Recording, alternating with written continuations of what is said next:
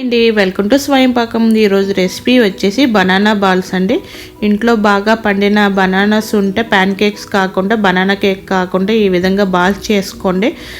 పైన క్రిస్పీగా లోపల చాలా సాఫ్ట్గా ఉంటాయండి ఈ బనానా బాల్స్ అనేవి. టేస్ట్ కూడా చాలా బాగుంటుంది. ఒక 3-4 రోజులు కూడా నిల్వ కూడా ఉంటాయండి. రెసిపీ విధానం వచ్చి చూపిస్తాను. ఒక మిక్సీ జార్లో బాగా పండిన ఒక 3 బనానాలు తీసుకోండి. పెద్దవి అయితే 2, చిన్నవి అయితే 3 బనానాను తీసుకోండి. రుచికి తగినంత నేను ఇక్కడ 1/2 కప్పు వరకు పంచదారని వేసుకుంటున్నానండి. అలాగే 3 ఇలాచీని వేసుకొని బాగా పేస్ట్ చేసుకొని పక్కన ఉంచుకోవాలండి. ఇప్పుడు స్టవ్ మీద ఒక ప్యాన్ పెట్టుకొని ప్యాన్లో 1 టేబుల్ స్పూన్ వరకు నెయ్యిని వేసుకొని నెయ్యి కరిగినాక 1/2 స్పూను సోంపు అండి. సోంపు వేసుకోవడం వల్ల టేస్ట్ బాగుంటుంది, ఫ్లేవర్ కూడా బాగుంటుందండి. అలాగే 1 కప్పు వరకు గోధుమ రవ్వ అండి. గోధుమ రవ్వని వేసుకొని మీడియం ఫ్లేమ్లోని ఒక పచ్చిదనం పోయిన దాకా వేయించుకోవాలండి. ఈ విధంగా గోధుమ రవ్వ వేగినాక ఇది కొబ్బరి తురుము అండి. పచ్చి కొబ్బరి తురుము 1 కప్పు వరకు వేసుకొని ఒక 3 నిమిషాలు ఫ్రై చేసుకోవాలండి. ఇవన్నీ మీడియం ఫ్లేమ్లోనే ఫ్రై చేసుకోవాలండి. ఈ రెండు ఈ విధంగా ఫ్రై అయినాక మనం మిక్సీ పట్టించుకున్నాం కదండి బనానా పేస్ట్ని ఇప్పుడు వేసుకోవాలి ఇందులోనే. ఇప్పుడు ఈ బనానా పేస్ట్ వేసుకుని ఈ మిశ్రమాన్ని బాగా రవ్వలో కలిసేటట్టు బాగా కలుపుకోవాలండి. ఎక్కడ ఉండలు ఉండకూడదు. బాగా మిక్స్ అయ్యేటట్టు బాగా కలుపుకోవాలి. ఈ విధంగా కలుపుకున్న దాంట్లోనే రవ్వ ఉడకడానికి కొంచెం 1/2 కప్పు వరకు పాలు నేను వేసుకుంటున్నానండి. ఇవి కాచి చల్లార్చిన పాలు వేసుకొని ఒకసారి బాగా రవ్వ అంతా దగ్గర పడినంత వరకు బాగా కలుపుకోవాలండి. ఈ విధంగా రవ్వని దగ్గర పడుతుంది మనకి. ఈ విధంగా దగ్గర పడినాక స్టవ్ ఆఫ్ చేసుకోవాలండి. పూర్తిగా చల్లారిన వరకు వెయిట్ చేయాలి.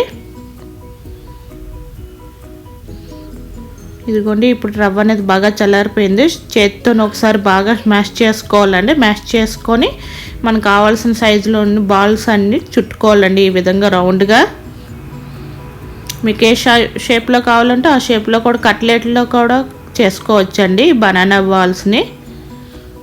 ఈ విధంగా బాల్స్ని పెట్టుకొని ఎక్కడ క్రాక్స్ లేకుండా బాల్స్ని ఈ విధంగా తయారు చేసుకొని పక్కన పెట్టుకోవాలండి. ఈ విధంగా బాల్స్ అన్ని చేసుకొని పక్కన పెట్టుకోవాలి. నాకు 1 కప్పు రవ్వకి ఇన్ని బాల్స్ వచ్చాయండి. ఇప్పుడు స్టవ్ మీద ఇప్పుడు గొంత పొంగనాల ప్యాన్ ఉంటుంది కదండి, ఆ ప్యాన్ పెట్టుకోవాలి.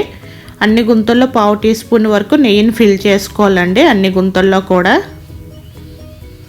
ఈ విధంగా నెయ్యి కరిగినాక ఒకసారి గుంతంతా నెయ్యి స్పూన్తోనే నెయ్యిని స్ప్రెడ్ చేసుకోవాలండి. ఇలా స్ప్రెడ్ చేసుకున్న గుంతల్లో ఇప్పుడు మనం రెడీ చేసుకున్న బాల్స్ని ఫిల్ చేసుకోవాలండి. ఇవి అన్నివి సిమ్లో కుక్ చేసుకోవాలండి. హై ఫ్లేమ్లో కుక్ చేయకూడదు, మాడిపోతాయి. సిమ్లో కుక్ చేసుకుంటే లోపల దాకా బాగా వేగుతాయి ఈ బాల్స్ అన్నివి.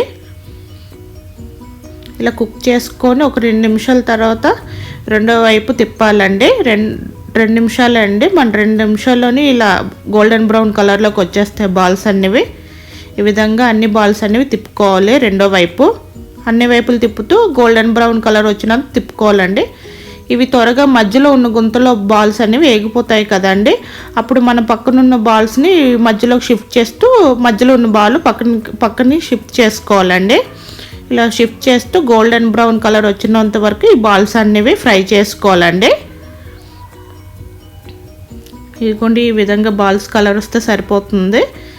బాగా వేగిపోయినట్టే. ఇప్పుడు వీటిని అన్నిటిని ఒక ప్లేట్లోకి తీసుకోవాలి. మళ్ళీ నెక్స్ట్ బ్యాచ్ కూడా అన్ని గుంతల్లో 1/2 టీ స్పూన్ నెయ్యిని ఫిల్ చేసుకోవాలండి. ఫిల్ చేసుకొని రిమైనింగ్ బాల్స్ అన్నివి ఈ విధంగా సిమ్లోనే కుక్ చేసుకోవాలండి. కుక్ అవ్వడానికి 4 నుంచి 5 నిమిషాలు టైం పడుతుందండి. అంతేనండి, బనానా బాల్స్ రెడీ అయిపోయాయి.